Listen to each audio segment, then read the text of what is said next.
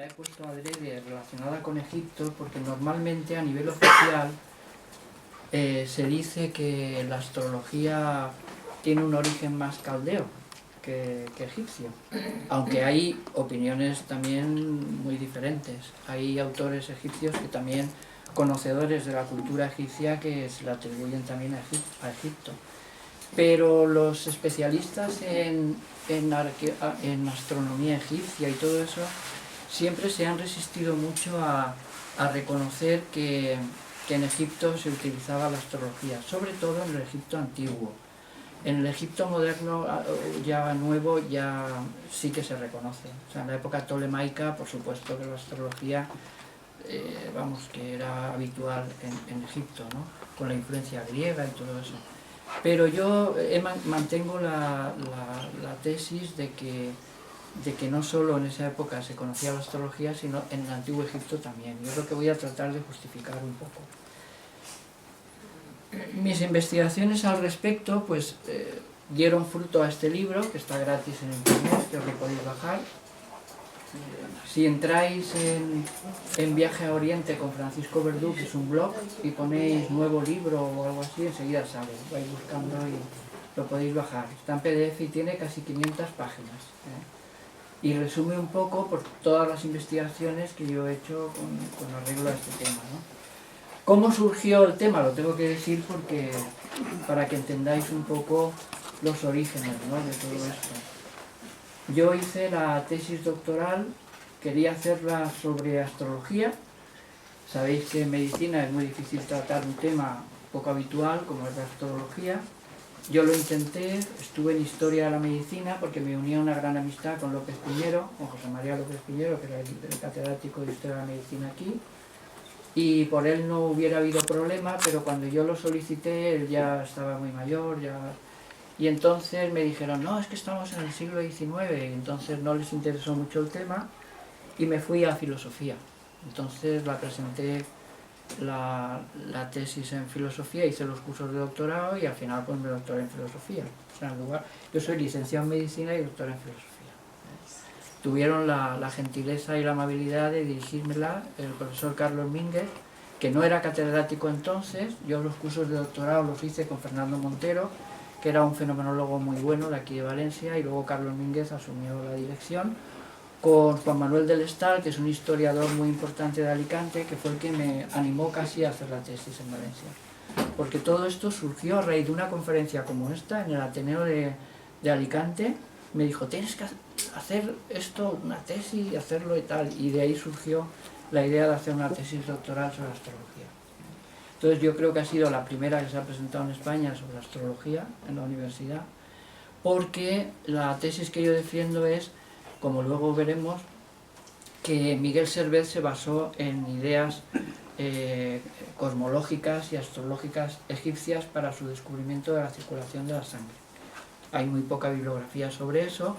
Bainton, que es un gran investigador a nivel internacional, lo dejaba caer, que el corpus hermeticum iba a tener una influencia muy grande en su descubrimiento, pero nadie lo investigó, y entonces pues yo me metí a eso, ¿no?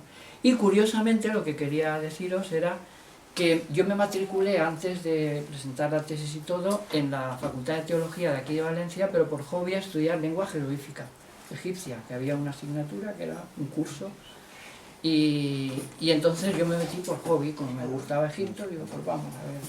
Pero no me di cuenta la trascendencia que tendría el meterme tanto para estudiar la estructura de la lengua, para luego poder justificar todo lo que yo quería justificar en la tesis. O sea que fue una coincidencia asombrosa, porque yo no lo hice adrede. O sea, no me matriculé en la Facultad de Teología para sacar unos datos que fueran importantes, sino que fue a posteriori y me di cuenta, ostras, esto es increíble porque va a corroborar y me va a ayudar mucho a defender las tesis que yo tengo. Dicho este preámbulo, que no quería haber invertido tanto tiempo, pero bueno, deciros que, bueno, aquí es donde lo podéis bajar, ya lo he comentado, el libro. También mi interés por Egipto viene de mi relación con el doctor Eduardo Alfonso, que es este señor que veis aquí. Es uno de los médicos naturistas más importantes de nuestro país. Todos los médicos naturistas, la mayoría, sobre todo en mi edad, nos hemos inspirado en él. Es el doctor Eduardo Alfonso. Y era egiptólogo, escribió la primera, se dice, gramática jeroglífica egipcia al castellano. O sea, la primera se dice que la hizo él. Muy interesante. He presentado yo ahora en el último congreso de la Asociación Española de Médicos Naturistas en Madrid su obra egiptológica, manuscrita, que la pasó un muy amigo mío en digital, y la he presentado hace poco en un congreso en Madrid. La obra de él egiptológica, con unos dibujos hechos a mano. O sea, era un genio, ¿no?, para el tema de Egipto, aparte de como médico naturista también. Por lo tanto, esa ha sido una de mis grandes fuentes de inspiración para interesarme por Egipto, el doctor Eduardo Alfonso. Iba a verle, vivía enfrente del templo de Devot, que sabéis que este es el fantástico templo de Devot que hay en Madrid. Es el único templo entero que hay fuera de Egipto, que nos lo cedió Egipto en agradecimiento por todas las obras que se hicieron con la presa de Asuán, que se iban a inundar los templos. Entonces, en agradecimiento se lo regaló a España. Está en Madrid, y casualmente Eduardo Alfonso vivía enfrente, en Paseo Rosario. Entonces yo siempre que iba a Madrid a ver a Eduardo Alfonso, el templo de Devot, en fin, que son dos asociaciones muy, muy importantes para mí, el templo de Devot y Eduardo Alfonso. En Egipto, esto que veis aquí es el símbolo de la casa de la sabiduría.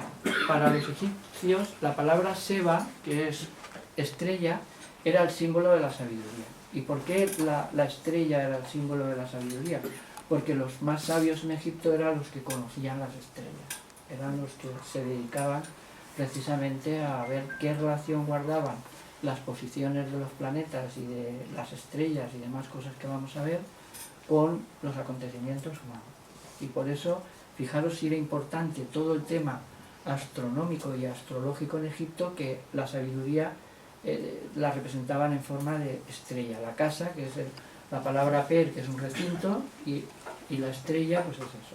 Eso se puede ver claramente en Karnak, ¿veis? Ahí se ve la estrellita, el jeroglífico a la derecha de recinto, y la palabra, la letra S y la B, que es Seba, es estrella. De ahí quizás, yo me imagino, que es posible que incluso proceda la palabra sabio.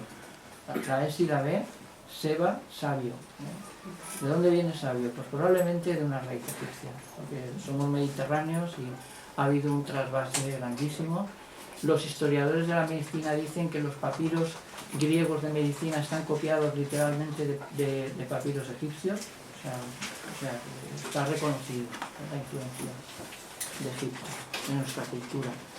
Ellos trabajaban con la diosa Nut, que sería un símbolo celeste del agua. Para ellos viajar por el espacio era viajar como un mar, un océano, era el agua.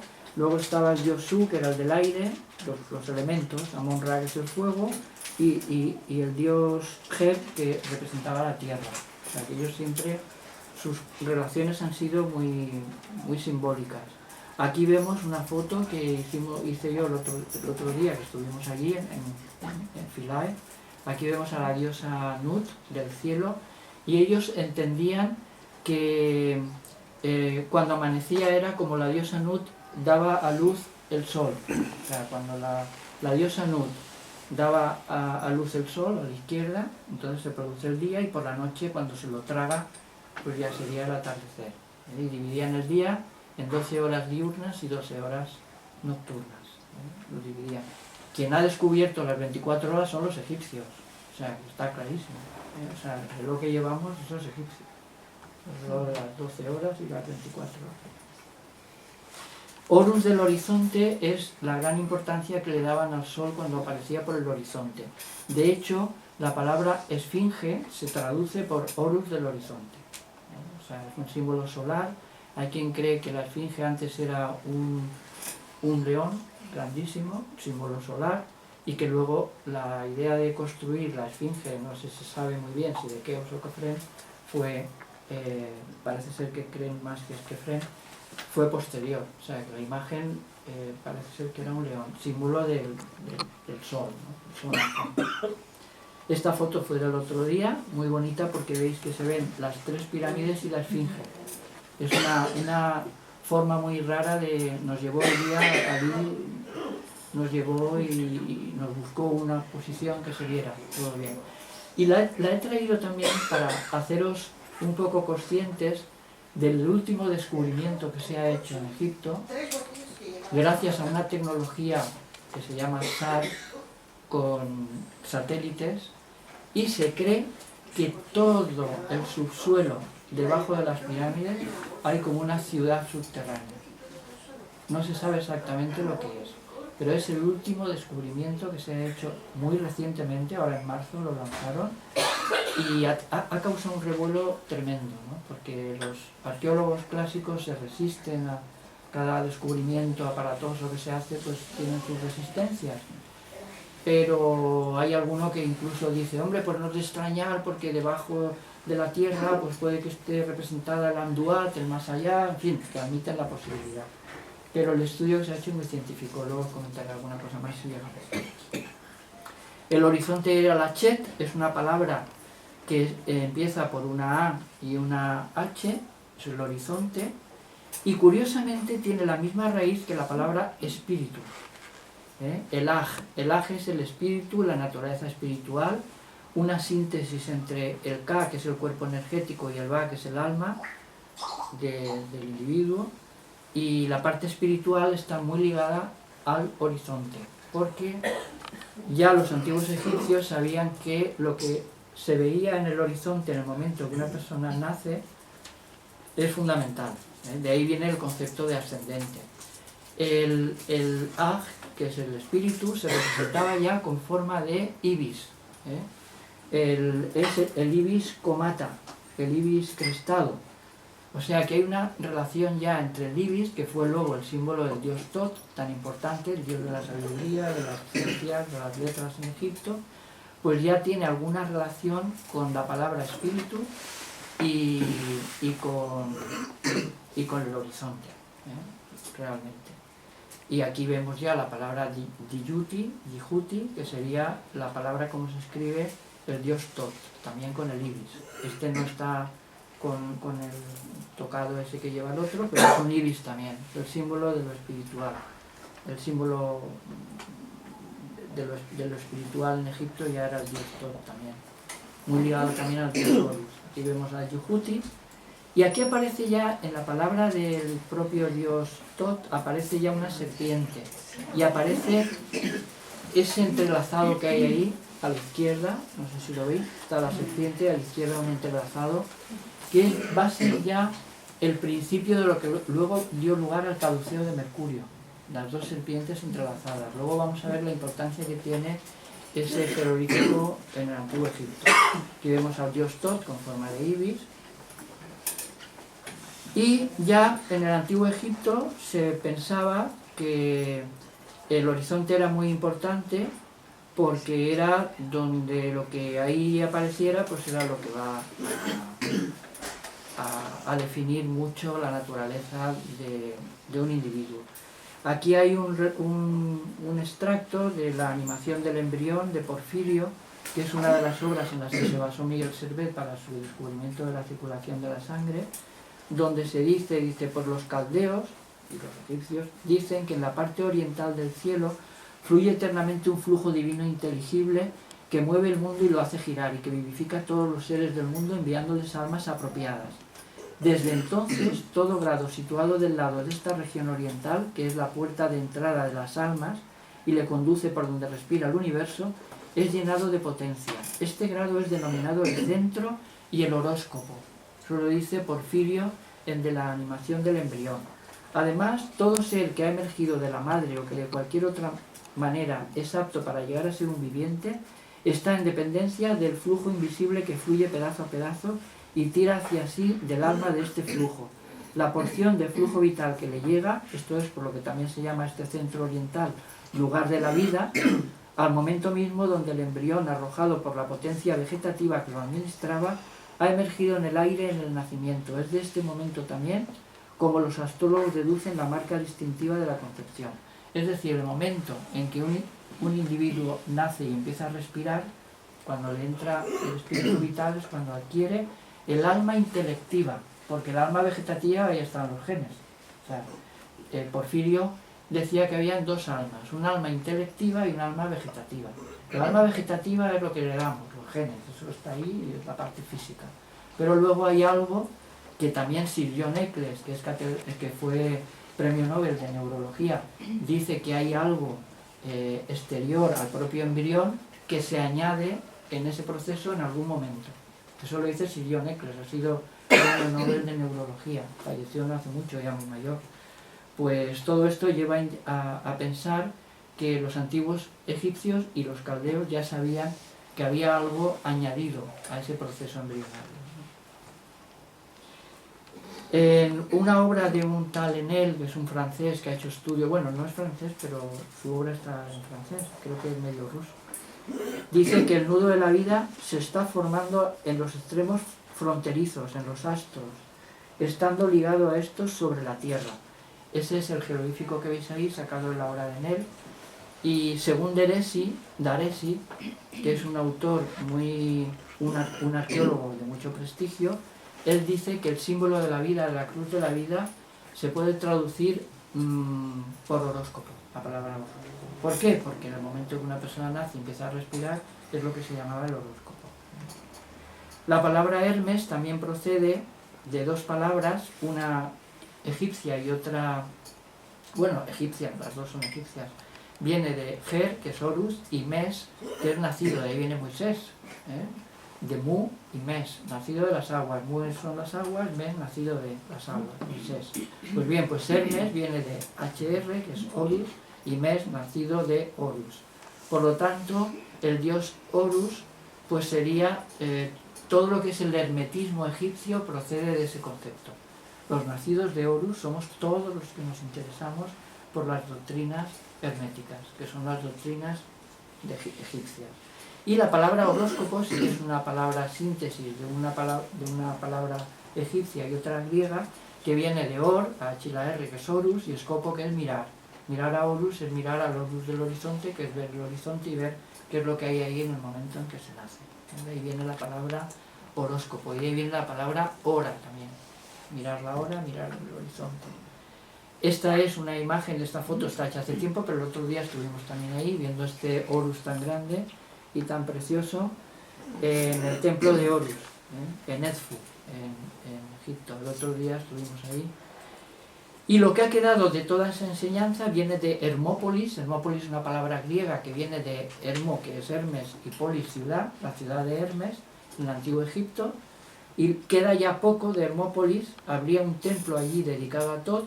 Hace años ya estuvimos, aquí veis las columnas que quedan de estilo romano, ya de la última etapa. Estos son unos babuinos gigantes que hay allí, una de las dos estatuas gigantes del dios Tot, que es una faceta del dios Tot. Hay dos Tot, como el mismo Champollion dice, pero bueno, esta es una. Y también es muy importante el desarrollo de la astrología en la época de Petosiris, desde el año 352 a.C. Petosiris fue uno de los últimos sacerdotes del antiguo Egipto en la invasión griega. Tuvo que aguantar el tipo ahí, el pobre hombre, defendiendo todas las ideas egipcias, y no lo pasaría muy bien, pero bueno, tuvo una vida bastante agradable, y sus máximas y sus enseñanzas podrían pasar por cristianas o herméticas. Era una gente con unos principios y una moral a prueba de bomba, o sea, y una ideología muy, vamos, que va desapareciendo cada vez más del planeta. Entonces, seguramente las ideas de Petosiris, bueno, hubo otro Petosiris, se supone, mucho más antiguo, pero este es el que sabemos y conocemos que existió en Egipto. Hemos estado también hace años en su tumba, esta es la tumba de Petosiris, en Tuna el Rebel, en Minia. Es preciosa, es pequeña, y Petosiris era el sacerdote del templo de Tot, que él mismo reconstruyó en Hermópolis. Le llamaban grande de los 5 en la casa de Tot, maestro de los 2 asientos, jefe de los sacerdotes de Sekhmet. Sekhmet era la diosa leona, patrona de los médicos en el antiguo Egipto. Era la que protegía a los médicos y la salud. Y una de sus 3 hijas se llamaba la que aleja el mal de ojo, para que veáis la importancia que tenía la magia y todos estos temas en el antiguo Egipto. y sobre su pecho aparecía una palabra en griego que era... A ver, ¿qué ha pasado aquí? Vamos a ver.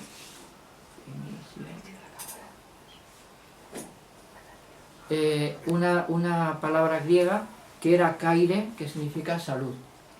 Salud. O sea, que era una especie de sacerdote, médico, astrólogo egipto. Se le atribuyen una serie de frases. Dice: oh vivos, actualmente sobre la tierra, y los que están todavía por nacer, que vendrán hacia esta montaña y verán esta tumba. Venid, yo haré que seáis instruidos en las voluntades de Dios. Yo os guiaré sobre el camino de vida, la buena vía del que obedece a Dios. El que tiene en su alma un gran temor de Dios, grande es su felicidad sobre la tierra. Estas son palabras que las podéis leer en la Biblia o en el Nuevo Testamento. Pues esto es antiquísimo. Saluda a ti, alma angusta, que reside en el Achet. Achet es el horizonte, dando la vida al mundo entero cuando él irradia. Es el halcón Horus que está sobre las murallas del Achet. Hay una frase, ahí también en lengua jeroglífica egipcia. Ahí, ese recuadro sí, no se puede quitar. Aparecido, ¿no puedes? Espérate a ver si lo puedo quitar. Sí, lo quito yo de aquí. Donde pone más tarde. Sí. Eso, sí. Ahí está.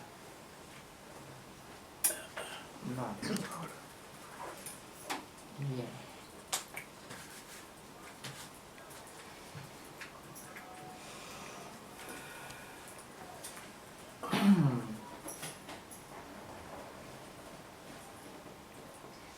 Bien. Y fijaros, dice: cuando yo fui nacido, todos los seres nacieron después que yo nací.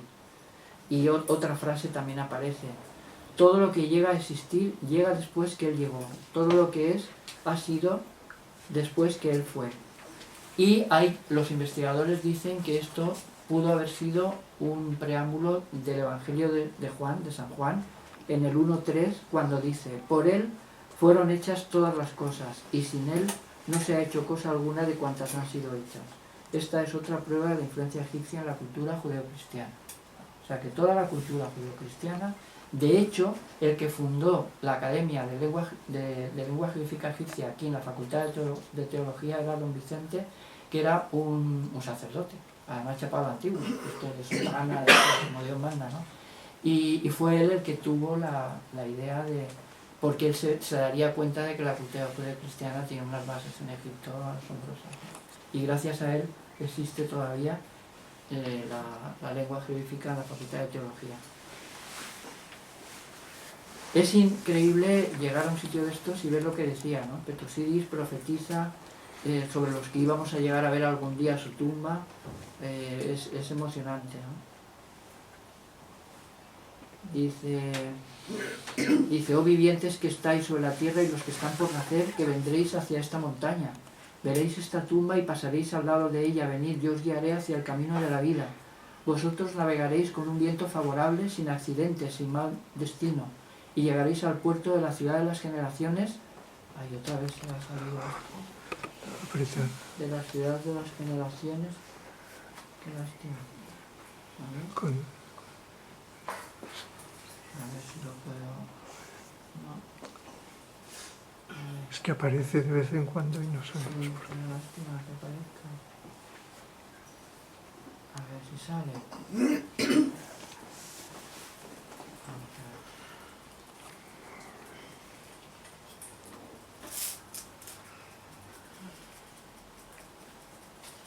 a ver. Sin haber tenido aflicciones, es buena la ruta del que es fiel a Dios.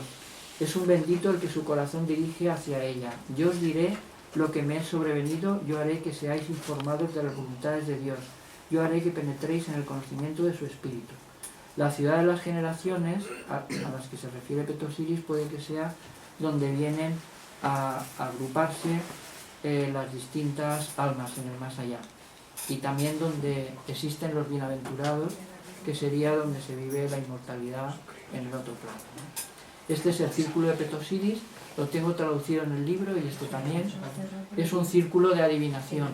Si en el libro está traducido y todo, si os lo bajáis gratis en PDF de internet lo podéis ver. Esta es el túnel rebel donde está la tumba de Petosiris. Veis, los jeroglíficos son preciosos, todavía conservan los colores. Aquí aparece un hermano de Petosiris también, 12 serpientes, el número 12 aparece en Egipto por todas partes. Alkemet significa tierra negra, de ahí viene alquimia. La palabra alquimia es una palabra que viene de Egipto, viene de Alchemet, alquimia, tierra negra significa. Y eso es lo que dio lugar a toda la alquimia medieval. Al propio Cristo se le representa como una serpiente, es un símbolo de la sabiduría, la serpiente. Y se le representa a él incluso como una serpiente. Eso dio lugar a la importancia que tuvo la geometría en la alquimia también medieval. En Egipto ya existía la escuadra, y para hacer todo lo que hicieron, las pirámides y todo, ellos tenían aparatos muy simples de geometría, pero muy eficaces. Y lo importante, esto es un poco de mi tesis, es que el hermetismo estaba basado en teorías de la tradición egipcia, la astrología antigua, alguna también influencia cristiana, a lo mejor en la última etapa, en las teorías platónicas, algunas ideas judaicas también, del gnosticismo, y todo eso fue lo que dio lugar también a la astrología, a las teorías del aliento vital y a las doctrinas del alma. Los textos herméticos que llegaron de Egipto a Europa llegaron a través de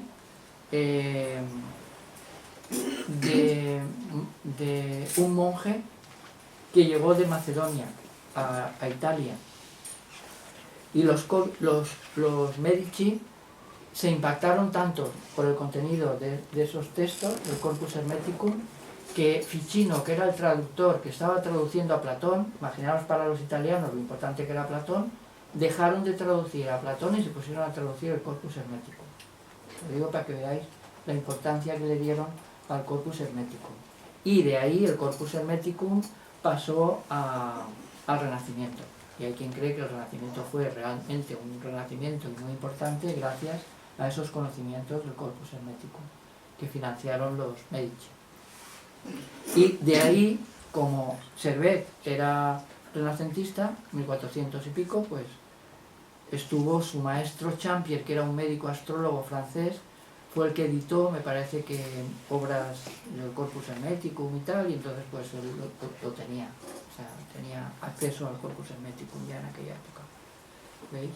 Ficino en 1471, y de ahí pasó pues a Champier, maestro de Servet, Giordano Bruno, Servet, Paracelso. Tengo que decir que Paracelso y Servet eran coetáneos, y los dos tuvieron a un maestro en común que era Cornelius Agripa, lo veis aquí, de 1486.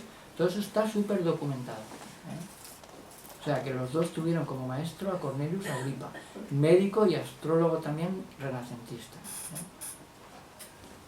Y hay un texto muy antiguo que le llaman el texto menfita de la creación, que si vais al Museo Británico, nada más entrar, está entrando en un gran portalón al museo a mano derecha, que es la piedra Sabaca. La piedra Sabaca es donde se relata la conexión tan grande que hay entre el pensamiento, el corazón y la palabra, el logos. O sea que el corazón es el que informa a la lengua lo que tiene que decir.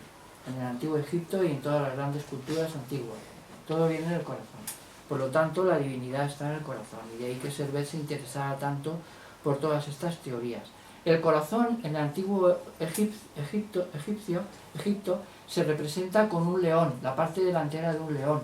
De ahí luego se quedó que el signo de Leo era el corazón, en la astrología clásica, antigua. O sea que fijaros cómo ya en el antiguo Egipto, en su propia lengua, se ven ya las relaciones para que luego los astrólogos digan que el corazón es Leo.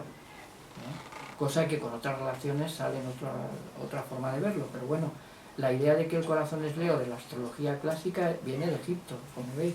Corazón se representaba con la parte delantera de un león. ¿Por qué? Porque es el que dirige. Y la palabra alcalde significa lo mismo, Hati. Hati significa alcalde, el que dirige, el león. Lo mismo que corazón, se escribe igual. Hati es corazón y Hati es señor local. Es lo mismo, alcalde. Luego está la idea de la palabra Ren. Es una idea fundamental para los egipcios. el ser humano se componía de 9 cuerpos, 9 sistemas, que componían la estructura del ser humano. El doble energético, el alma, el va, el cuerpo físico, pero el nombre era fundamental. De hecho, cuando querían hacer desaparecer a alguien de la historia, borraban el nombre, los cartuchos los picaban y quitaban el nombre y lo mataban, así lo liquidaban totalmente. El nombre era lo más importante, el nombre. Entonces, Ren es una palabra que se escribe con la boca, que sería eso que veis ahí encima de lo que parece una ola debajo, esa sierra que vemos debajo es el agua, es la letra N, y eso nos recuerda cómo empieza el Génesis, y el Espíritu de Dios flotaba sobre las aguas. El Espíritu de Dios, el Dios Ra, esa es la R en Egipto, el Dios Ra es una R, igual que la boca. Por eso hay una conexión entre la boca, el Dios Ra y el corazón, es lo mismo. Es que en el Génesis el significado de las aguas es el éter, el espacio. Sí, es el espacio. El espacio, la diosa Nut. No es la agua de No, conocemos, es es el espacio. Y entonces, claro, por eso es tan importante. Es muy probable que incluso los hebreos lo cogieran también del Antiguo Egipto, sabéis que estaba muy relacionado. Y fijaros, si la R es importante, que la R se puede traducir de 2 formas. Uno, como palabra, logos, tiene 2 traducciones. Uno, simplemente como palabra, pero también como proporción. Para los antiguos egipcios el concepto de proporción es fundamental. Y de hecho, cuando escribían fracciones, lo que era una fracción lo escribían con la letra R, con el logos, es lo mismo. O sea que ellos entendían el logos de 2 formas, la letra R como boca, como palabra, que era fundamental, pero también como proporción matemática. En cosmología, Logos es el dios de cada planeta o cada sistema solar. Logos planetario, Logos solar, por lo tanto hay infinitos dioses, que se les llama Logos. Y luego Miguel Servet, pues veis que para entender su obra, yo por eso en la bibliografía no hay nadie que yo conozca, solo el doctor José Barón, que además tuve la suerte de conocerle personalmente, que era un pediatra que vivía aquí en Valencia. Yo estaba en Fernando Católico y él en Ramón y Cajal, imaginaros, el máximo especialista en Servet. La casualidad de eso, ¿no? Me pasó todas sus obras, sus apuntes a la tesis doctoral, y es el único que habla un poco de la influencia de la astrología en la obra de Servet. En toda la bibliografía que vais a ver, que es súper numerosa, de Miguel Servet, esa faceta se ha descartado. Entonces, claro, no había trabajos. Y por eso la tesis que yo hice era importante. ¿Y por qué no había? Pues porque para entender la obra hermética de Servet tienes que saber filosofía, astrología, medicina, teología y hermetismo. Si no sabes todo eso, no puedes aclarar. Y por eso no había.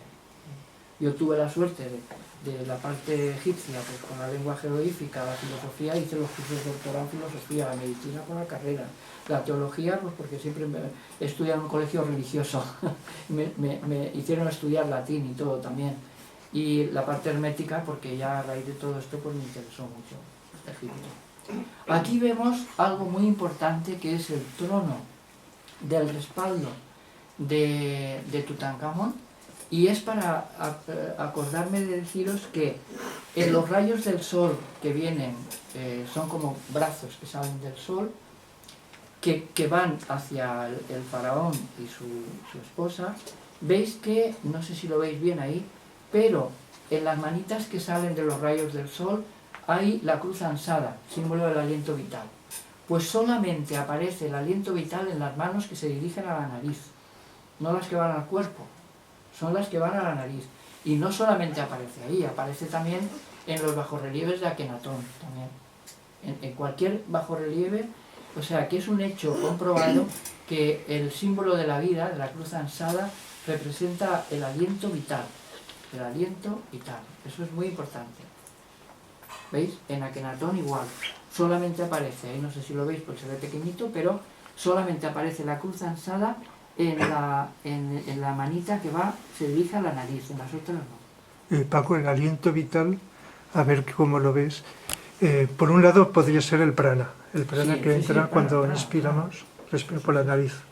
De ahí el pranayama, que se hace en yoga ejercicio. Y por otro lado, significado del espíritu que se imprime en la materia. A través de la respiración. ¿Sí?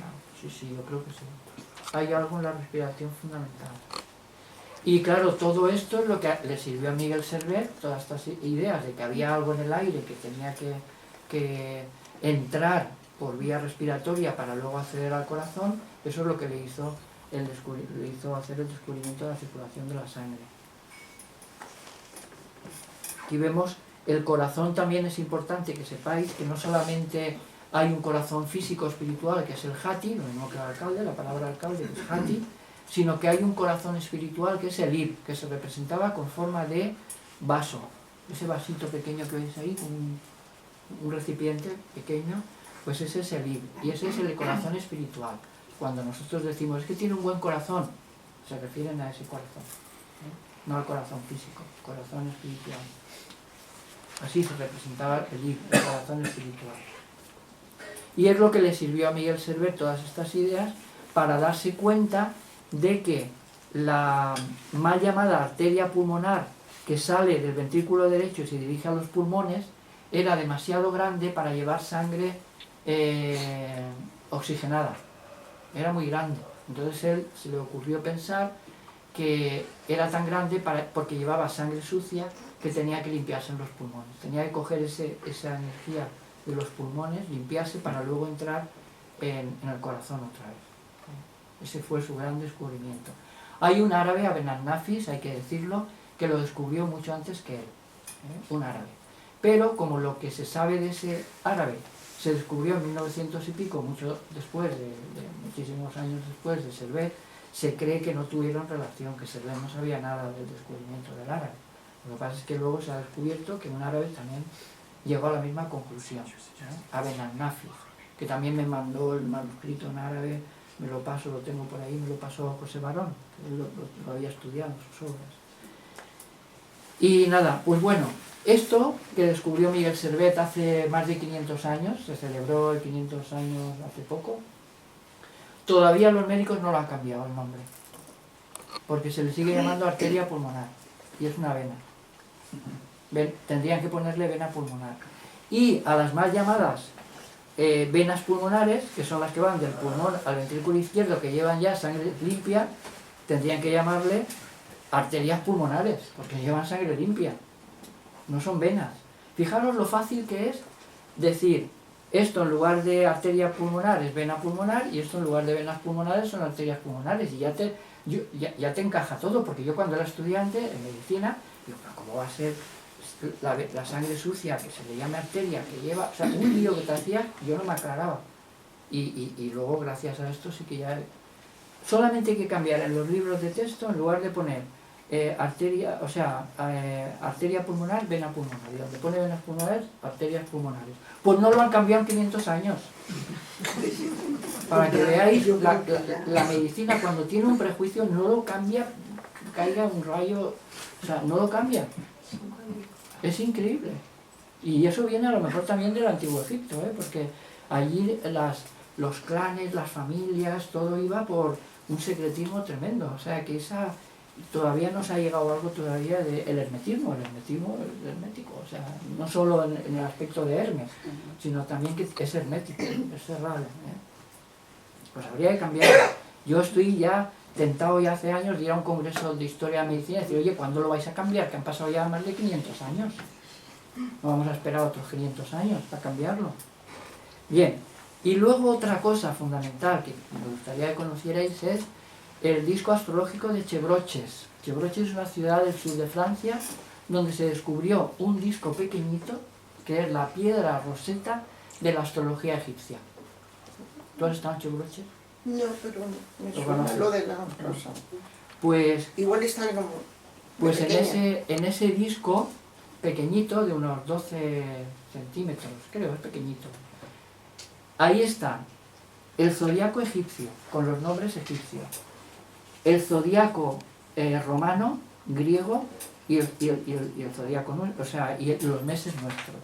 O sea que ahí está la clave para entender el zodiaco egipcio en relación con los meses nuestros, con el zodiaco actual nuestro. O sea que es asombroso.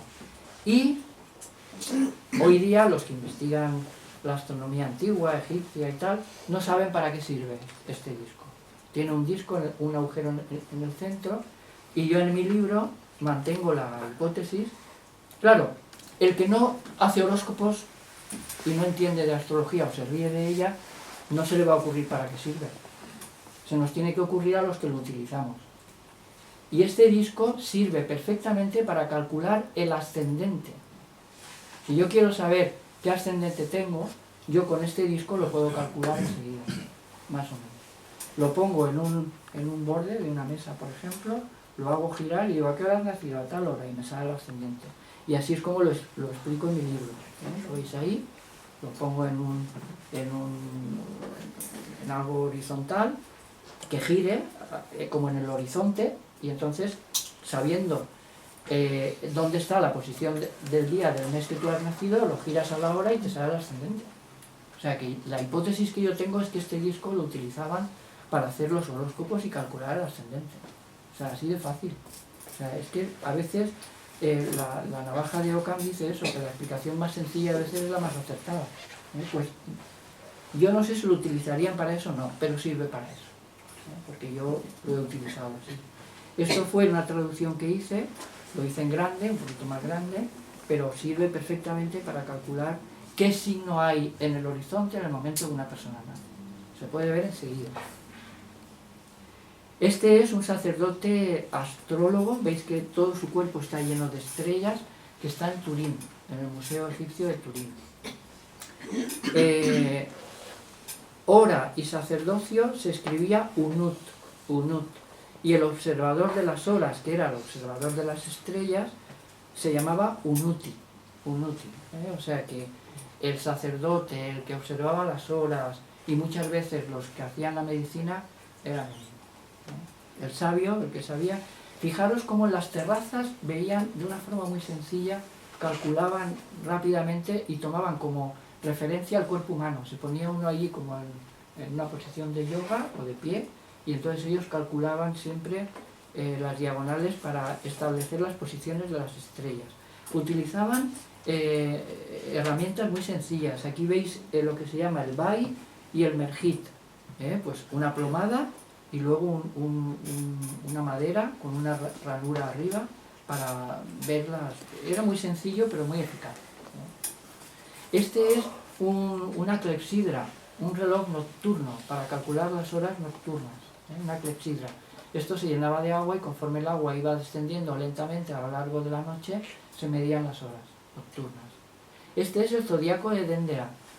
Este es un dibujo que se hizo en la expedición de Napoleón, en Francia. Hicieron una obra impresionante, dibujantes, porque no conocían la fotografía, y es asombroso el libro de esa expedición. Todo lo hicieron con dibujos, pero con una precisión extraordinaria. Este es un dibujo de ese libro que han sacado de la época de la expedición de Napoleón a Egipto. Este es el techo de Dendera en París, el original está en París. Una foto que le hice desde hace años cuando estuve allí, en mi libro está muy bien. En el libro, si cogéis una lupa, lo podéis ver también, o si ampliáis en el ordenador, se ve con mucha precisión. Aquí veis el zodiaco de Dendera. Este es el dibujo que saqué en el libro, viendo todo lo que se ve ahí. El zodiaco de Dendera es un zodiaco que, en mi opinión, ya si leéis el libro lo veréis más detenidamente, creo que refleja acontecimientos de la época de Cleopatra sucesivos. La inauguración del templo, el nacimiento de su hijo Cesarión, acontecimientos de esa época. Y no puede ser una representación literal, exacta, de un día en concreto, porque bueno, aparece Sirio en forma de vaca, que es la diosa Isis, aparece Orión, que es Osiris. Sobre la relación que hay entre las pirámides y el cinturón de Orión hay una teoría preciosa. También en Mercurio aparece también Seba. Mercurio tiene analogía con Sabio, Mercurio, que es el dios de la sabiduría. Y Mercurio en el antiguo Egipto ya se relacionaba con lo mismo que se relacionó Mercurio en la Edad Media. Se relaciona con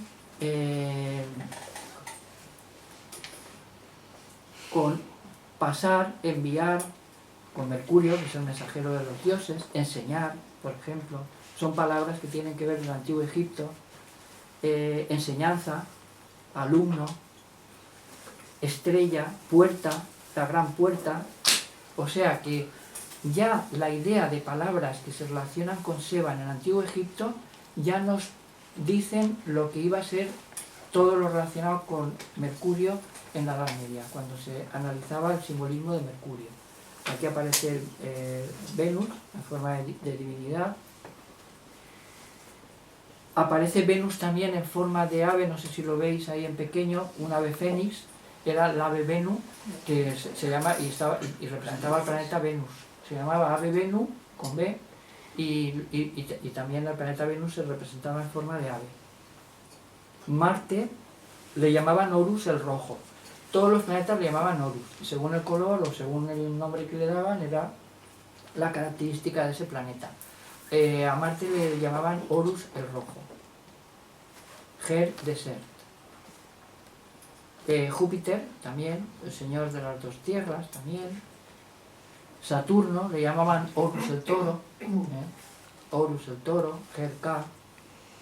Y digo que el zodíaco de Dendera no puede representar un momento determinado porque nunca en una situación estelar, en la eclíptica, puede aparecer el Sol, por ejemplo, en Piscis y Mercurio en Leo, porque Mercurio no se aleja del Sol más de 30, 35, 40 grados, o sea, está muy cerquita siempre Mercurio del Sol.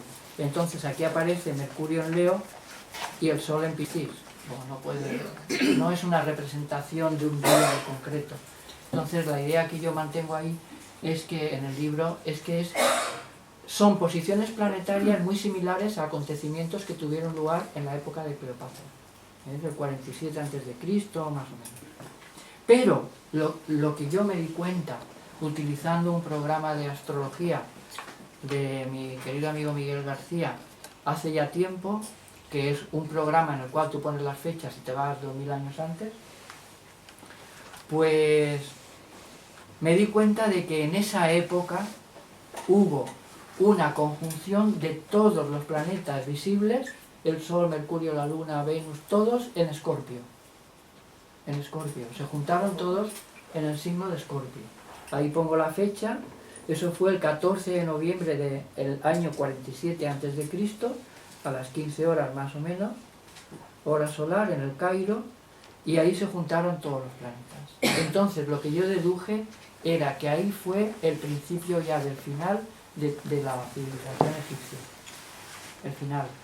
Ahí, cuando se juntaron todos los planetas visibles en Escorpio, una civilización que yo creo que es Escorpio, cuando se divide todo, se puede dividir en 12 partes, ¿no? Entonces el globo terráqueo lo dividimos en 12 partes, y la parte de los mares cerrados, las aguas estancadas, que están en el Mar Negro, el Mar Caspio, Egipto, todo esto, es la franja que coge Rusia, que yo creo que son Escorpio también, y muchos países árabes, y entre ellos los judíos también, Israel y Egipto.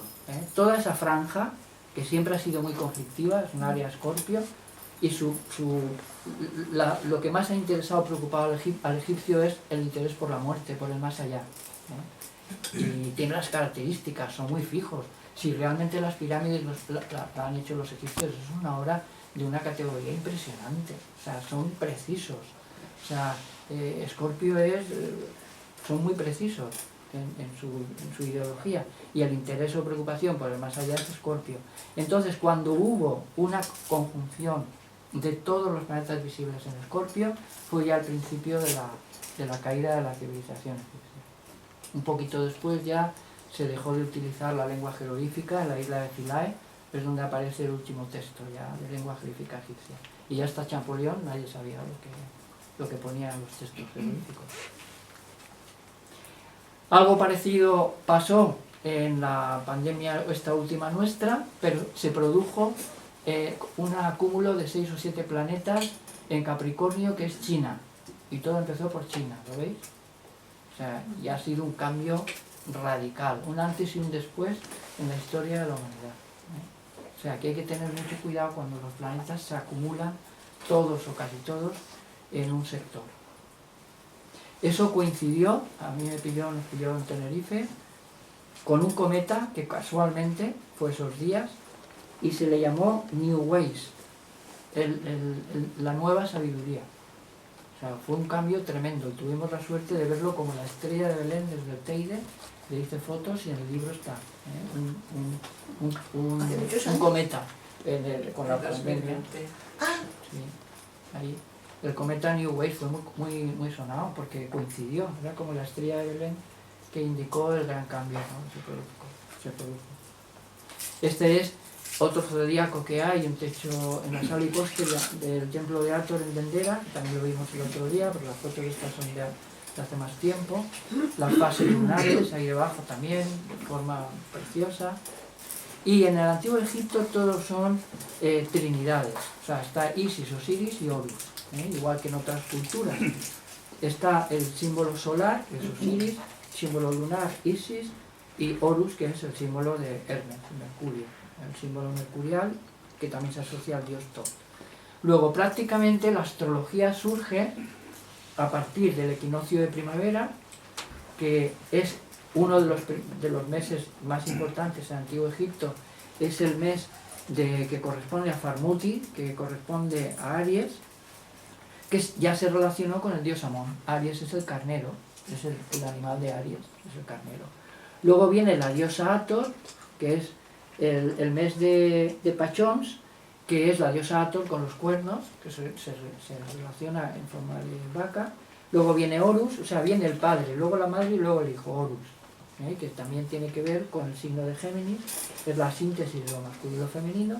Pero es que luego viene el solsticio de verano, que es cuando aparecía la estrella Sirio en el horizonte. Empezaba a aparecer Sirio. Para los antiguos egipcios, Sirio era la diosa Isis. Era muy importante. Y por eso, a partir del solsticio de verano, empieza el signo de Cáncer, que es la gran madre universal.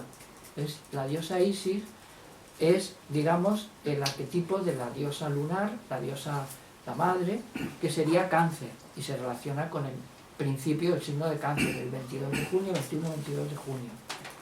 Y luego viene, después del signo de Cáncer, viene el signo de Leo, que en el antiguo Egipto se le llama Mesori, el nacimiento de Ra. Mes-Ra, Mesori, nacimiento de Ra. Y ese es el que se relaciona con el dios Osiris.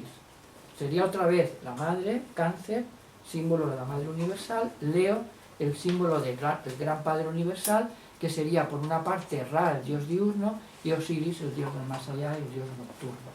Dos caras de una misma moneda, ¿no? Y luego otra vez, el tercero viene a ser el dios Thoth, el mes de Thoth, que es un anticipo del domicilio de Mercurio en Virgo.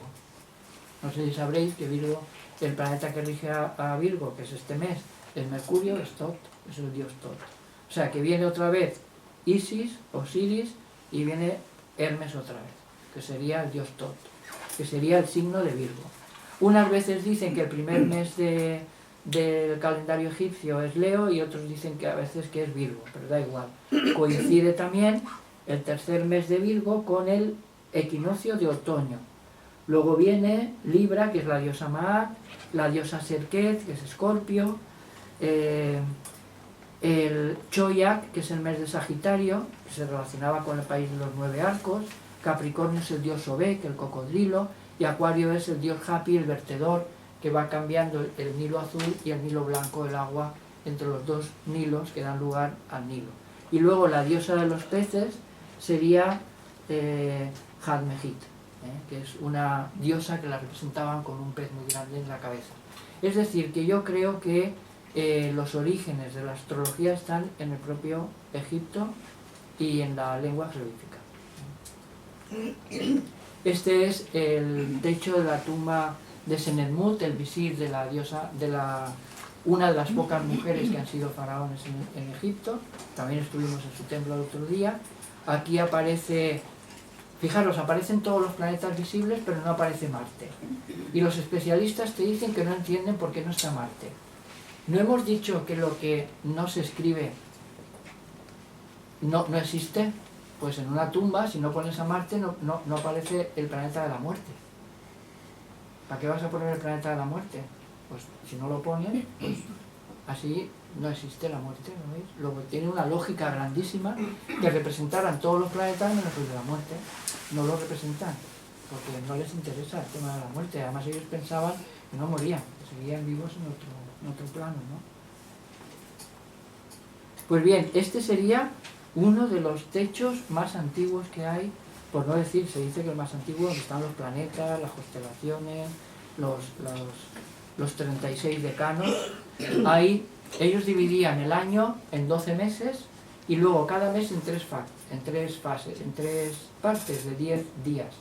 Y son los decanos egipcios. 10, o sea, 3 por 12 son 36. Pero no solo dividían el año en 36 partes, sino que luego dividían también, ¿veis? Aquí aparecen los meses, los meses zodiacales con los decanos, ¿no? Pero no solamente dividían el año en 36 partes, dividían el año en 12 meses, lo veis ahí, 12 círculos, pero luego cada círculo está dividido en 24 sectores, las 24 horas también. Y dividieron también el día de 24 horas en 36 ciclos, igual que el año. Y por eso, por la noche, tenían que ver qué decano correspondía a la hora de la noche. Y medían el ciclo por los decanos.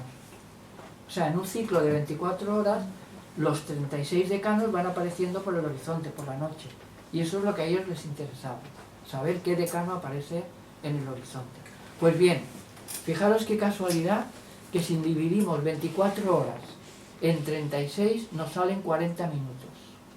Ellos conocían perfectamente el ciclo de 40 minutos, que es lo que la neurología ha demostrado, que se produce una activación de la sustancia reticular en el ser humano cada 40-45 minutos. Por eso se dice que las conferencias no tienen que ser más largas de 40 minutos, cosa que aquí no vamos a cumplir. Pero se dice por eso, porque el cerebro a los 40 minutos, 45, necesita un ligero descanso, aunque sean 3 minutos, 5 minutos, y luego se reactiva otra vez. Y eso es lo que hace que muchas veces los accidentes en la conducción se producen en un ciclo de esos. O sea, tú ves que te estás durmiendo, estás conduciendo, y si no paras y descansas 5 o 10 minutos, te puedes dormir. Yo intenté hacer eso, lo solicité en el ayuntamiento, porque tenemos un amigo policía municipal, y como yo estaba investigando el tema de los decanos, además lo tenéis, el estudio que hice está en internet, si ponéis mi nombre y ciclos de 40 minutos, enseguida sale el trabajo en internet, porque quería ver si realmente existe una correspondencia entre los accidentes de tráfico y la hora a la que se ha producido, porque seguramente muchos se van a producir en ese intercambio. Entonces hice unas tablas, que yo no conozco que nadie las haya hecho, están en internet también, de los ciclos de 40 minutos según el horario de verano y el horario de invierno, para Canarias y la península también. Pues bien, es por eso, se produce una activación de la sustancia reticular del bulbo, y eso los egipcios lo sabían. ¿Cómo lo sabían? Porque estudiaban la interpretación de los sueños, los ciclos, o sea, por lo menos los decanos lo sabían. Sabían que se podía dividir el día de 24 horas en 36 ciclos, que salen de 40 minutos. Ellos no sé cómo lo medirían, con la clepsidra o qué, pero entre decanos lo medirían. Aquí nadie se duerme, ¿verdad? Han pasado ayuda. Todos despiertos. Este es el Rameseum, que es un techo también astronómico de allí, astrológico. Aparece pues Venus en forma de ave Venus, aparece Marte, Saturno, Júpiter. En la pirámide de Keops veis que hay unos conductos que se dirigen hacia Orión por una parte y otros que se dirigen hacia la Osa Menor. Esto es el cinturón de Orión. Hay una teoría de Bubal y Gilbert, creo, unos investigadores que dicen que las pirámides tienen la misma forma que el cinturón de Orión y tiene su lógica, porque hay una que se desplaza un poco y eso es un poco ilógico, ¿no? Y yo sí que creo que eso puede ser cierto, ¿no? ¿Veis? Esa que se desplaza un poco es igual que el cinturón de Orión. Y lo que a mí me llama muchísimo la atención, me llamó ya mucho, el otro día estuvimos allí precisamente, es que en la pirámide de Saqqara hay el Serdab, que es como una cápsula espacial, es un recinto pequeñito, donde hay 2 orificios. Por el si te asomas está el doble del faraón Zose. Te asomas por el edificio y se ve Ahora hay una réplica, la original está en el museo, ¿no?, de Cairo, pero hay una réplica para que veamos cómo estaba, ¿no? Es el doble, el K energético, y esto está dirigido, está inclinado hacia el polo norte, ¿lo veis? Al polo norte celeste. ¿Por qué? Porque por ese edificio el faraón tendría su energía, su K, podía entrar y salir. Es una cápsula espacial, siempre lo he dicho. Es una cápsula espacial, pero del alma. El que va a viajar ahí es el alma, no es un astronauta, pero está como si fuera un astronauta. El otro día me asomé por aquí, le hice fotos y todo desde esta ventana, que yo no tenía fotos desde esta ventana. O sea que está ahí la réplica, como si fuera un astronauta, preparado para salir hacia el polo norte. Ellos conocían perfectamente que todo giraba alrededor del polo norte. Este es el grupo que fuimos el otro día.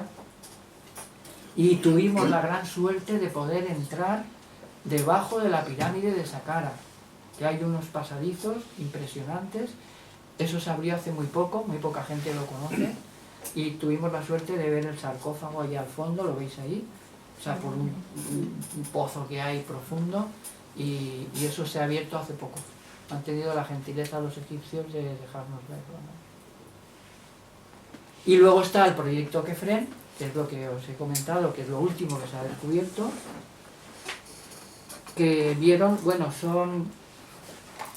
los autores son Filippo Bianchi, Corrado Malanga y Armando May, que por una tecnología que se llama radar de apertura sintética, pues han llegado a la conclusión de que debajo de la pirámide de Kefren principalmente hay unas columnas con unas espirales a su alrededor de 12 metros, creo que dicen, de diámetro y de 600 y pico metros de profundidad, que acaban en unos habitáculos grandes, y que no solamente está eso, sino que hay más espacios ahí, y que hay como una ciudad subterránea debajo. Todo eso está muy documentado ahora en internet. Si queréis podéis entrar y ponéis lo último detalle de las estructuras debajo de las pirámides y lo veis. Pero es asombroso. Y haber estado hace unos días y pensar que debajo de donde estábamos podía estar todo eso es impresionante. Y ya, para ir terminando, voy bien. Yo creí que me iba a extender mucho más, pero de momento creo que vamos bien. Pues ahora os quiero comentar un poco por encima pues la relación de cada signo con los orígenes, como yo creo que vienen, ¿no?, de la astrología. El dios Amón ya os lo he dicho, pero me gustaría que supierais lo que decía el propio Champollion, el gran maestro de la lengua jeroglífica, qué opinaba, ¿no?, sobre el dios Amón y todo eso. El dios Amón-Ra, símbolo del signo de Aries, eso lo decía el propio Champollion. El Ba se representa con un ave con forma de cabeza humana y con un carnero también, hay dos formas de escribirlo. Luego, una parte del alma sería lo que luego se llama en astrología el ascendente, que tiene que ver con el signo de Aries. Pero fijaros lo que decía el propio Champollion. Dice: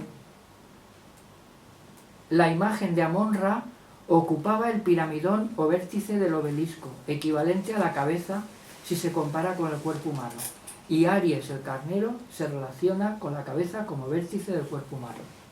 Eso lo decía Champollion. O sea que ya relacionaba el carnero con Aries y la cabeza, que es lo que luego en la astrología posterior, la cabeza es Aries, el carnero es Aries, y eso lo dijo el propio Champollion.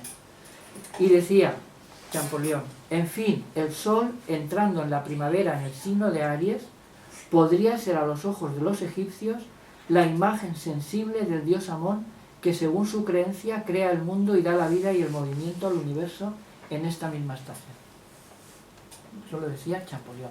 Todo eso lo apartan. O sea, igual que de Servet apartan sus conocimientos astrológicos y quieren ver solo la parte teológica y la parte médica, también quieren apartar. O sea, es lo que no sea así muy entendible, lo quieren apartar. Lo decía Champollion, no lo estoy diciendo yo, lo decía él. El toro se relaciona con la palabra Ka, es un símbolo de la fertilidad, y con el Ka, que es el doble energético, con la energía que tenemos los seres humanos y que las transmitimos a partir de las manos. De ahí la imposición de manos, que yo creo que viene también del antiguo Egipto. El doble energético puede transmitirse de una persona a otra a través de las manos. Sabes, Paco, que la era de Tauro se relaciona con Egipto. 4.000 años antes de Jesucristo, Tauro, luego vino Aries y con Jesucristo la era de Piscis. Sí. Entonces se asocia mucho al En Tauro yo creo que ahí surgió toda la civilización. Aunque es mucho más antigua, pero sí, sería pero ahí se consolidó. Más con... Sí.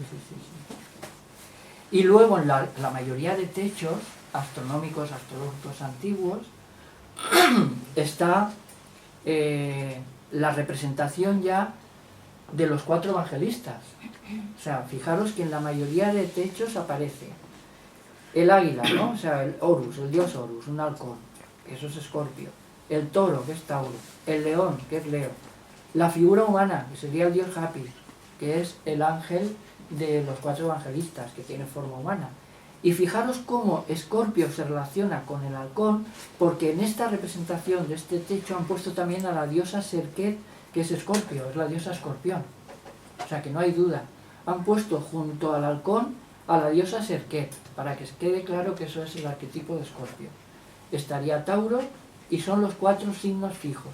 Esos 4 signos fijos, en mi opinión, han sido de donde los hebreos han sacado, o el judaísmo luego sacó, y el cristianismo, lo de los 4 evangelistas. O sea, porque luego se representan de la misma forma. O sea, un águila, un toro, un león y una figura humana. Además se dice que en la esfinge estaban los 4. Estaban los 4, sí. Sí. La cara, león, el cuerpo, garras, los 4. ¿Veis? Estaría San Mateo, la figura humana de ángel, San Juan el águila, San Lucas el toro y San Marcos el león. Pues todo eso, fijaros de dónde es posible que venga. En Géminis no me quiero extender, pero sí que quiero hablar del dios Taj. Fijaros, aquí el propio Champollion relaciona directamente al dios Horus, que sería el que tiene que ver con Géminis, con el dios Tot, como pertenecientes al mismo arquetipo mercurial. Lo relaciona. Dice, el personaje mítico con cabeza de halcón reemplaza en escenas religiosas esculpidas sobre los grandes monumentos egipcios funciones análogas a la del dios con cabeza de ibis, y se ha podido reconocer al Hermes egipcio llamado Tot o Tut por los escritores griegos y latinos. O sea, que el propio Champollion ya dice que pertenecen al mismo arquetipo. Hermes, o sea, el Hermes, el dios Tot y Horus. Y el mismo Champollion define perfectamente el Hermes con cabeza de halcón del Hermes con cabeza de ibis. Diferencia también un Hermes del arquetipo del signo de Géminis, que está regido por Mercurio luego en la astrología posterior, y otro Hermes que sería Tot, el dios Tot, que es el regente del mes de Virgo, que sería el signo de Virgo.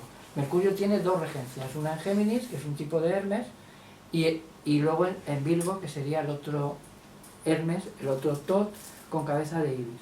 Y lo dice el propio Champollion.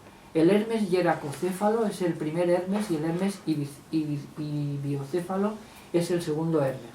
Pero eran un solo personaje. Con cabeza de halcón el primero se denomina Trismegisto, el Hermes celeste, el que instituye los dioses, la inteligencia divina personificada, y este último, como el Hermes psicopompo de los griegos, ejercía su poder sobre las almas humanas descendidas en el Lamentio o el infierno egipcio. O sea que hay una localización de un Hermes en el signo de Géminis y otro en el signo de Virgo. Lo dice hasta el propio Champollion, es asombroso. Y otra cosa que me gustaría que también dejar clara es lo que es el famoso triángulo egipcio, que algunos le llaman el triángulo de Pitágoras, porque es el que sirvió a Pitágoras para sacar su teorema, ¿no? Pues bien, este famoso triángulo de Pitágoras es el que está constituido por un lado del lado 3, otro del lado 4 y otro del lado 5. La hipotenusa sería el del lado 5. Es un triángulo perfecto. Pues tú divides este lado por 3, este por 4 y este por 5. Si sumamos queda 12. 12 son los 12 signos del zodiaco, en fin, el 12 está por todas partes, ¿no? Pues bien, el primer signo del verano es el cuarto, es Cáncer. Es la diosa Isis. Hemos dicho que cuando empezaba el solsticio de verano, es cuando empezaba Cáncer. Es el cuarto signo, es el 4, que está relacionado con Isis, la diosa Isis. El quinto mes, que empieza con el nacimiento de Ra, que es Mesori, sería el de Leo, el de Osiris, el Sol. Esa es la hipotenusa, el quinto. Y el tercero era el de Géminis, que es el Hermes, según Champollion. Es el dios Horus y Hermes, ¿vale? Pues entonces este triángulo resume toda la simbología astrológica egipcia. El del lado 3, que es Horus y Hermes, el de 4, que es Isis, y el del lado 5, que es el dios Ra y Osiris. O sea que, y eso es lo que dicen, que ese triángulo dio lugar al famoso teorema de Pitágoras. La hipotenusa al cuadrado, 3 por 3 es igual, y la suma de los catetos es la hipotenusa al cuadrado. Eso, y se sabe hoy en día que Pitágoras él mismo reconoce que estuvo en Egipto. O sea que todo eso lo sacaría de Egipto. Esto ya os lo he comentado un poquito antes. Esto también. La palabra nacido de Horus, Hermes, existe en el antiguo Egipto. Hay algunos personajes que se llaman Hermes, nacido de Horus. Y luego también una parte del Hermes, de la serpiente egipcia, tiene que ver con la eternidad y con el concepto, con la idea del sí mismo, que es asombroso. Cuando quieren poner uno mismo, lo representan como una serpiente. Es el símbolo del espíritu, ¿no?, en el antiguo Egipto. Y también lo que quería deciros también es que un dios muy primitivo, que es el dios de los primeros que hay en Egipto, es el dios Taj. Y quiero dejar bien claro el simbolismo de por qué se representa así Taj. Taj, no sé si lo veis bien aquí, pero se representa con un cuadrado, aquí lo veis, un cuadrado, con una semicircunferencia debajo y un lazo entrelazado. Un lazo entrelazado. Pues bien, el cuadrado es la letra P en copto. En copto el cuadrado es la letra P. Bueno, y el lenguaje codifica egipcia. El semicírculo es la letra T. Y en copto, cuando yo pongo el pronombre demostrativo pen, que es la P con la N, me refiero a este. Y cuando pongo el semicírculo, que es la T con la N, digo ten, me refiero a esta. Es decir, que el cuadrado es un símbolo de lo masculino y la T es un símbolo de lo femenino. ¿Y el lazo qué símbolo es? El lazo entrelazado, la unión entre lo masculino y lo femenino. Por eso el dios Taj es un dios andrógino, símbolo de la síntesis entre lo masculino y lo femenino. Un cuadrado, un semicírculo y el lazo. Y eso es lo que luego dio lugar al símbolo del caduceo, de Hermes, las dos serpientes entrelazadas, símbolo de la fusión entre lo masculino y lo femenino. Y casi todos los dioses importantes en la antigüedad son andróginos, no son ni masculinos ni femeninos, son las dos cosas, es lo lógico. Luego el signo de Cáncer, ya os lo he comentado, la diosa Isis, un poco también la diosa Mut tiene que ver. A veces representan a la diosa Isis amamantando al faraón, los pechos son Cáncer también, símbolo de la maternidad. De ahí surgió la Virgen amamantando al hijo, sí. Está tomado de Isis, amamantando al hijo. Totalmente. Se toman unas religiones de otras. Sí. Sekhmet es la diosa leona, símbolo de Leo también en el antiguo Egipto. El de Virgo también lo hemos visto ya, porque hemos visto que habían dos interpretaciones de Hermes, uno con forma de el Hermes de Géminis y luego el Hermes con cabeza de Ibis, que es el Mercurio de Virgo. La versión femenina en Egipto del dios Tot es la diosa Sechat. Es como, también era la diosa de la sabiduría, lo mismo, pero en versión femenina. Hay imágenes en Egipto preciosas. Luego el signo de Libra ya se relaciona claramente con la justicia, se escribe igual, fijaros, es el signo del orden, ¿no?, del equilibrio, la balanza. Se escribe igual Maat que la diosa de la verdad. Balanza se escribe igual que la verdad. O sea que ya había una asociación entre la justicia, el orden, la balanza en el antiguo Egipto.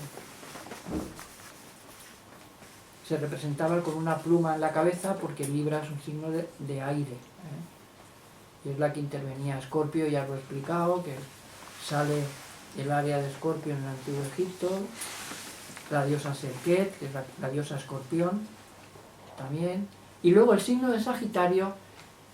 A mí me vino a la cabeza de que, fijaros, en astrología clásica Sagitario representa al extranjero y el arquero, el arquero. Pues esto seguramente viene de lo que los antiguos egipcios llamaban el país de los 9 arcos. El país de los 9 arcos es lo que está más allá de Egipto, que suele ser Nubia, que es donde ellos contrataban los arqueros para la guerra. O sea que arquero y extranjero es un concepto sinónimo casi en el Antiguo Egipto. Los arqueros los contrataban del extranjero. Y de ahí seguramente vino la idea de representar a Sagitario como un arquero y el extranjero.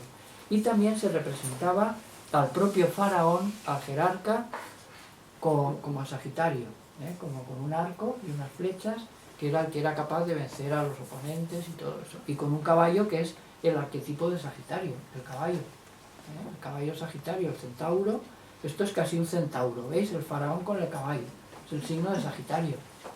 Y la idea de asociar extranjero y arquero viene por el país de los 9 arcos, además. ¿Por qué 9? Porque es el 9º signo del zodiaco, Sagitario. O sea que ya hay una asociación entre el 9, el arco y el extranjero. O sea, todo eso viene. Lo que pasa es que se ve que se fue conformando poco a poco. Y luego llegaron ya a la influencia griega y tal, y ya se hizo ya el zodiaco como lo conocemos hoy en día. Capricornio sería el dios Sobek, el dios cocodrilo, que es un símbolo del mal de alguna forma, aunque también se le adoraba mucho en Egipto como protector. Lo malo a veces lo han cogido como protector, no solo como malo. Y el propio Champollion habla de esto, de la relación porque hay quien piensa que no tiene que ver con el dios Set, y Champollion dice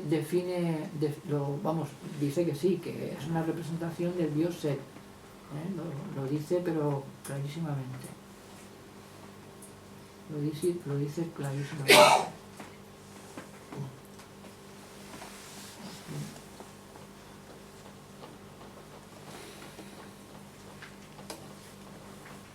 Sí. Luego otra relación, esto si lo queréis ver más detalladamente en mi libro lo explico perfectamente. Luego también se relacionaba a dios Set con una jirafa y con la palabra... Vale, sí, es que le estaba dando yo, ahora se entra. Bien, vale. Luego también hay otro en el techo que hemos visto de la tumba de Senenmut, en Capricornio ponen lo que parece un macho cabrío. Luego quiere decir que también ponían ahí a Capricornio. O sea que son referencias que hay que verlas, pero hay quien piensa que sí que puede estar relacionado con eso. Propios investigadores de la astronomía egipcia. Y luego el signo de Acuario es el propio dios Hapi, que ya lo he visto, o sea, lo he dicho, es el que vierte el agua del Nilo Blanco y el Nilo Azul, que son las dos fuentes que vienen algunas de Etiopía, o no sé de dónde, pero son las que conforman el Nilo, y que en el templo de Philae hay una representación preciosa del signo de Acuario, que está citado en libros y todo. Aparece ahí el dios Hapi en forma de vertedor, y es una de las representaciones más antiguas del signo de Acuario. Es el que aparece en los techos antiguos con figura humana, Acuario, que seguramente es el dios Hapi. Y el signo de Piscis es la diosa que ya os he comentado antes, que se le representa con un pez en la cabeza. También hay otras representaciones con 2 peces en algunas tumbas, también. Y luego ya, para ya ir acabando, comentaros que yo tuve un sueño repetitivo en la infancia, que me veía en un tubo a toda velocidad y no entendía lo que era. Y al cabo de años descubrí en una imagen de una clepsidra del libro de Napoleón, de la expedición de Napoleón, que había una imagen como en mi sueño, que es esta que veis aquí.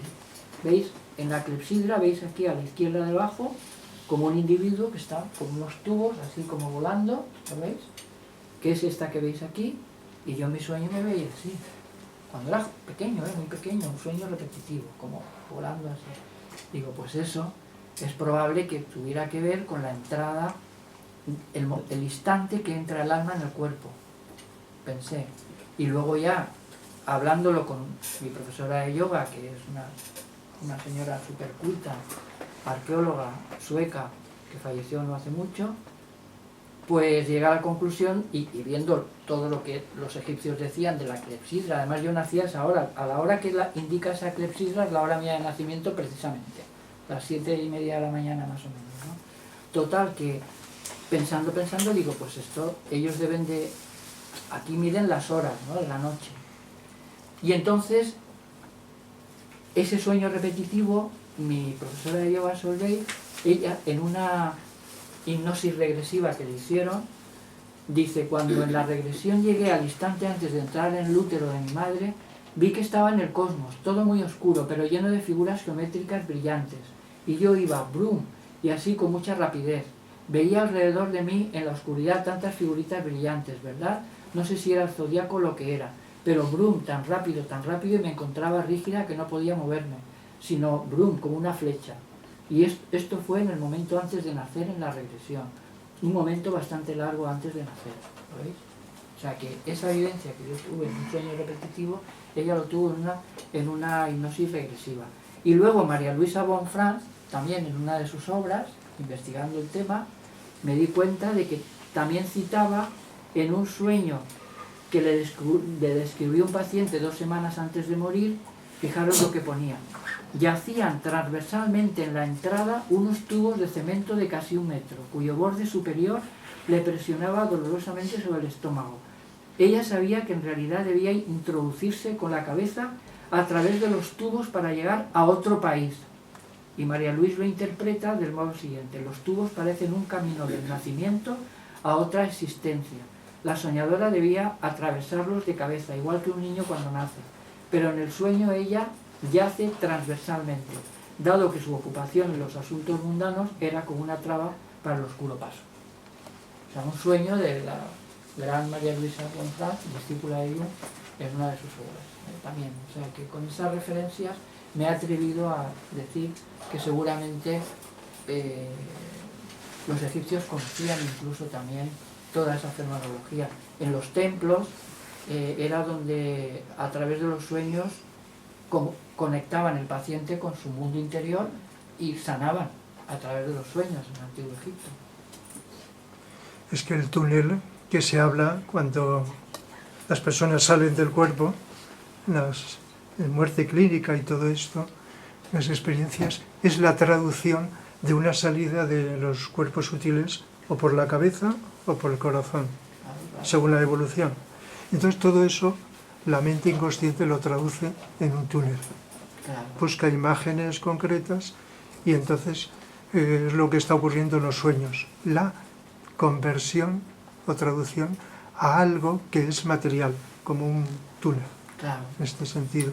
Y en las experiencias cercanas a la muerte ocurre lo mismo. El Sí. túnel, es muy parecido. El túnel, sí. Los Es cuando egipcios se- pensaban que es lo mismo. Es parecido, o sea, el mismo Dios que te ayuda a venir es el que te ayuda a irte. Anubis, o sea, la diosa que abre los caminos en el parto tiene la misma imagen con Anubis, luego lo veréis, ya para acabar. Es la misma, o sea, el abridor de caminos. O sea, uno te abre el camino para venir a este mundo y otro te lo abre para ir al otro. En el Antiguo Egipto lo tenían clarísimo, como lo vais a ver ahora ya para acabar. ¿Y Acuario, que no lo has comentado? Acuario es el dios Japir, sí. Sí. El aguador. Como lo estaba diciendo por orden de estos de Capricornio, que no tenía nada para Esto es un estudio que hice yo de las horas egipcias y tal, pero está en un libro, si lo queréis pues lo podéis estudiar. Y lo que os iba a comentar, ¿no? En este viaje, bueno, yo me hubiera gustado volver al templo de Esna, pero en Esna hay un templo también tolemaico donde se describe perfectamente el instante del alma cuando entra en el cuerpo, o sea, el nacimiento, o sea, es asombroso. Y en mi libro le hice fotos y está traducido, ¿no? La traducción la he hecho yo. Es una traducción muy difícil porque mi profesor de copto me dijo que porque yo le pregunté, oye, dime un diccionario de copto bueno, el mejor que haya, aunque esté en inglés o en alemán, lo que sea. Hoy día con el Google se traducen cosas, ¿no? Me dijo que me lo tenía que hacer yo. Que del libro de la tumba de Petosiris tiene un glosario, ya tengo un diccionario de copto. Que el libro del templo de Philae tiene un glosario, ya tengo otra parte de copto. O sea, que me lo tenía que hacer yo. Entonces, claro, es muy complicado. No se puede traducir la lengua jeroglífica de la época tolemaica de la lengua del Egipto antiguo, ¿no? No se puede. Y el Egipto antiguo es más perfecto y más fácil de traducir. Hay diccionarios y gramáticas buenísimas, es fácil. Lo que es muy complejo es la última etapa, porque hay mucho simbolismo nuevo. Pero aún así, me he atrevido a traducirlo y yo creo que es bastante acertado. Y entonces lo que os iba a decir ya para acabar es esta imagen tan preciosa que aquí, no sé si veis, que es la abridora de caminos, que es la diosa Neit Upetuawet, que veis que lleva la cabeza de como el dios Ibis, y esa es la apertura de caminos, igual que Ibis, o sea, Anubis, que tiene la misma imagen que esta mujer, que esta diosa, es el que te abre el camino al más allá. Esta es la que abre el camino al nacimiento, aquí, ¿lo veis? Lo encontré en uno de los glosarios de esos. Te dice, el jeroglífico del estanque de agua puede indicar el líquido amniótico de la bolsa o saco amniótico que envuelve al feto en el útero. E inmediatamente a la izquierda del lago y del cinocéfalo aparece la interesante representación del epíteto de la diosa Neit Upetuawet, que ofreció protección a Isis, y aparecen los mamisis o casas de nacimiento. Neit sería la abridora del camino desde el vientre materno del canal del parto. Igual que Anubis te abre el camino al más allá, esta diosa con cabeza de Anubis también, dice similar al dios con cabeza de chacal Anubis, el que facilita el camino a los difuntos en el más allá. Ya que Upetuawet abre el camino de llegada a este mundo, y Upahut, que es el mismo nombre casi en versión masculina, ¿lo veis?, abre el camino de llegada al otro mundo o a la Duat. A Uawet se le representa a veces con el cojín sed o placenta real o doble del rey. O sea, fijaros cómo utilizaban símbolos muy similares. O sea, tiene una lógica aplastante. Todo lo que ellos conocían, además, es que ellos les interesaba el mundo del espíritu. Ahí veis al feto como rodeado por el líquido amniótico, ¿lo veis? Como una cosa así en sierra, ¿no? Debe ser el líquido amniótico, casi seguro, por la energía, el doble. Y ya para finalizar, veis esta imagen que la vimos el otro día también. Esta es una foto que hice yo hace tiempo, creo, o no sé si la habré sacado en un sitio, pero el otro día le hice también fotos, y tuvimos la suerte de ver en el templo de Komombo un instrumental quirúrgico como el que se viene utilizando hasta en muchos sitios hoy en día. Veis las tenacillas, ventosas, o sea, todo, igual que se ha utilizado o se utiliza hasta casi hoy en día. Estamos hablando del 180 a.C., 180 a.C., en un templo. Y quería dejar claro pues que en Egipto pues había, bueno, ahí hace poco creo que compré un libro de odontología egipcia. No sabéis cómo trataban la boca, cómo hacían prótesis para la boca, hacían trepanaciones, sacaban tumores del cerebro, o sea, estaba muy avanzada la medicina egipcia, mucho. Y de ahí es donde han aprendido los sabios occidentales, los griegos, Hipócrates, todos han ido para allá, la mayoría. Y nada más, con esta imagen pues ya, yo creí que no iba ni a acabar hoy, pero espero que os haya gustado, y si queréis hacer alguna cosa.